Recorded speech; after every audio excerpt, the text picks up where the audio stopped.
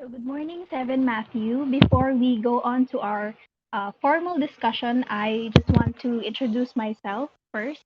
My name is Teacher Erika, and I'll be sharing with you guys the things that I want to do, or my hobbies, and the things that I don't want to do. Next, the first thing that I like to do is to sing.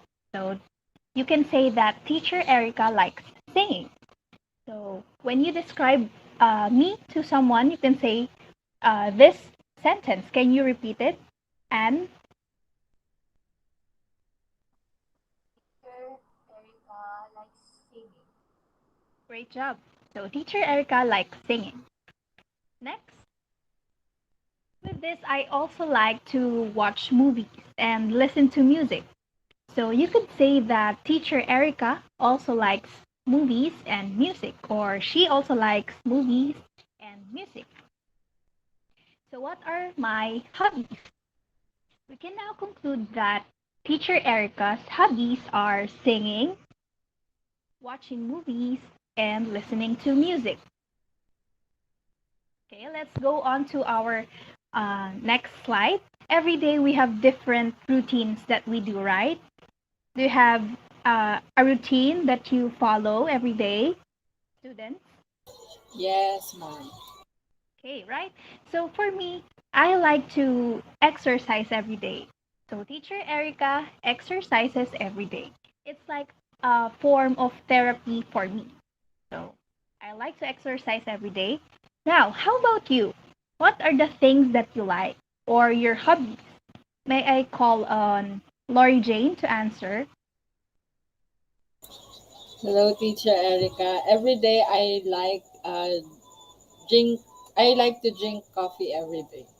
Okay, so Lori Jane likes drinking coffee every day. So that's her hobby or that's her routine every day. How about Anne? What do you do every Um, day? I like to I like to play games every day. Okay, so Anne likes to play games every day. Correct. So, how about your hobbies? What are your hobbies? What do you like to do? What are the things that you like to do? Any activities that you like to do? May I call on Micaela? You can type in your answer on our chat box.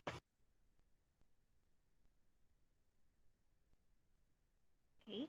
So, it says here that she likes to cook every day. So, me too. I also like to cook every day. So great job. So today you can give yourself a pat on the back. Okay. So okay. So now let's go on to the things that I do not like. That I do not like doing. Okay. Next. I'm sure that you also do not have the thing.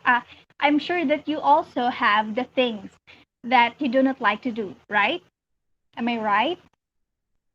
Yes, ma'am. Yes. Okay.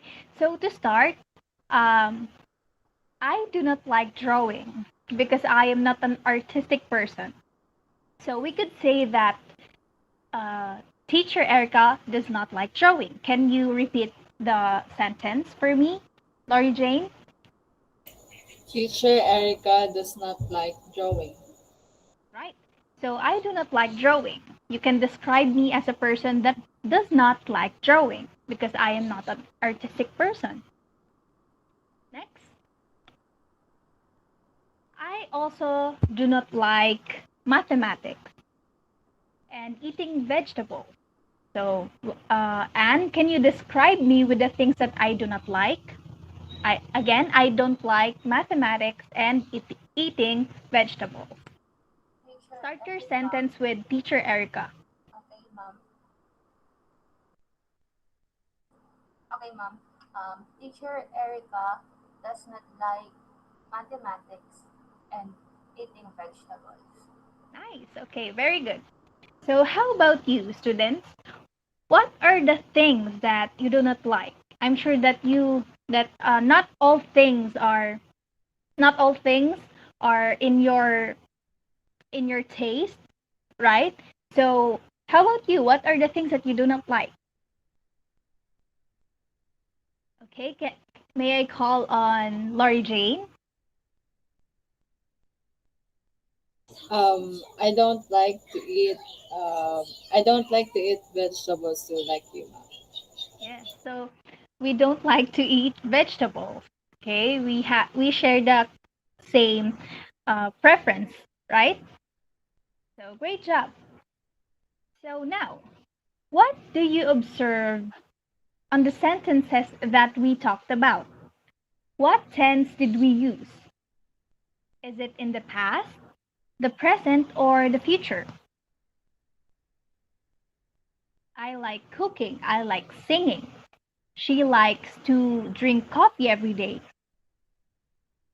What tense did we use? Is it in the past tense, in the present tense, or in the future tense? You can type in your answer. Okay. Let's call on Lori Jane. In present po, ma'am. Present. Okay. So I have here the answer of Michaela. She also said present tense. So great. You got it all right. The sentences that we just said and give are some of of the examples of simple present tense. So we now, when do we use simple present tense? Can you read the slide, Anne? We use we use it to show repeated actions or unchanging situations and general truths. Correct. So now we use this type of tense when we want to show repeated actions or our hobbies, just like what we did earlier. We talked about our hobbies, the things that we like, the unchanging situations, and general truths. So, for example, teacher Erica likes singing. It shows the general truth about me or about a person. So it is also unchanging. So we can assume that I sing every now and then and it doesn't stop. So we can conclude that it is a repeated action, right? So another example from earlier is teacher Erica cooks every day. Okay. So next, can you read the slide, Lori Jane? We also use it to give instructions or directions. Right. So we use simple present tense when we want to show or give instructions or directions. Now, where do we usually see this tense? In a recipe book, right? So, for instance, when we cook adobo, it can be written as next. May you read the slide? And Boil the chicken for 30 minutes. okay, boil the chicken for 30 minutes. When we are giving instructions, we use simple present to imply that the actions are performed or should always be performed in the same way or order. So the chicken must always be boiled for 30 minutes. Okay, next. So lastly, we use it to express fixed arrangements, present or future. So we use this type of tense when we are talking about scheduled events in the near future, and this is most commonly used when we are talking about public transportation, such as the bus arrives at 8 o'clock in the morning, or the taxi arrives at 7 p.m. And next, we have our example here. Her quiz starts at 8 o'clock in the morning. Okay, so we can see that the quiz here is the scheduled event, okay? Because it will start in at 8 o'clock in the morning. So We use simple present tense when we are talking about scheduled events such as the quiz. Okay, scheduled event here is the quiz. So are you grasping the discussion that we are doing right now? Are you Yes. following me? Okay, Yes po. very good. Yes, ma'am.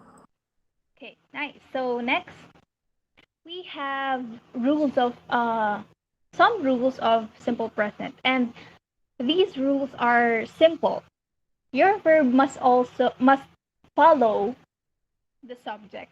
It's like the simple rule in grammar. So if your subject is singular, then the verb must also be in the singular form, such as adding es, s, and ies. Next slide. Or if your subject is plural, then your verb must be in the base form, okay, without any inflection. Next. Okay, just like what I said earlier, if your subject is singular, then you'll add s, es, or ies. It depends on your verb, on the letter at the end of your verb. Next, let's go on to our additional information. So when we want to show dislike to something, just like what we talked about earlier, we use negative forms such as do not and does not.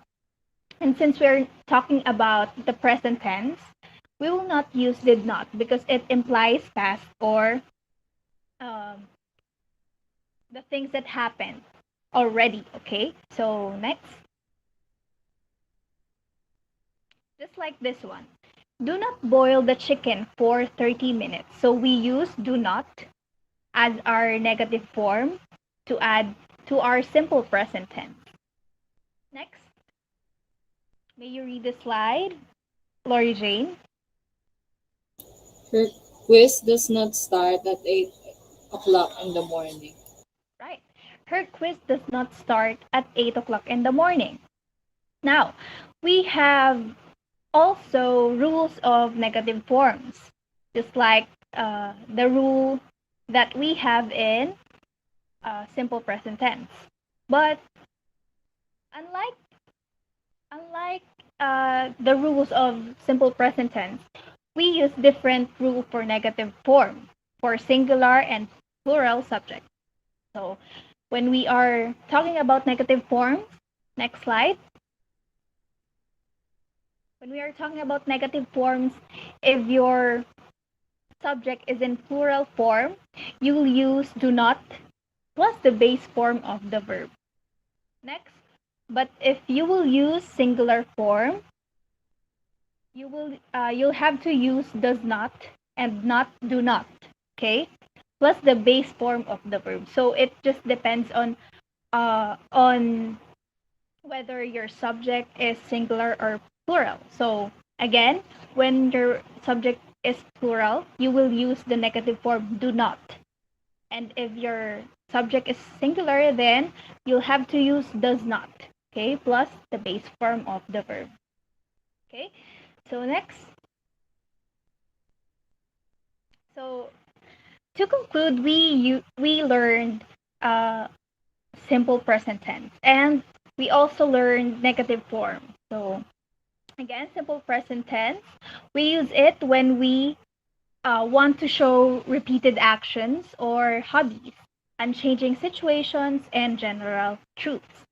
We also use it to give instructions or directions. And lastly, we use it to express fixed arrangements, present or future. And we also talked about negative forms, do not and does not, when we want to show dislike to something or someone. So I hope that you learned a lot from today's discussion, and I hope to see you next time. So thank you for participating actively to our discussion, and goodbye. Goodbye, ma'am. Thank Bye, you, ma'am. ma'am.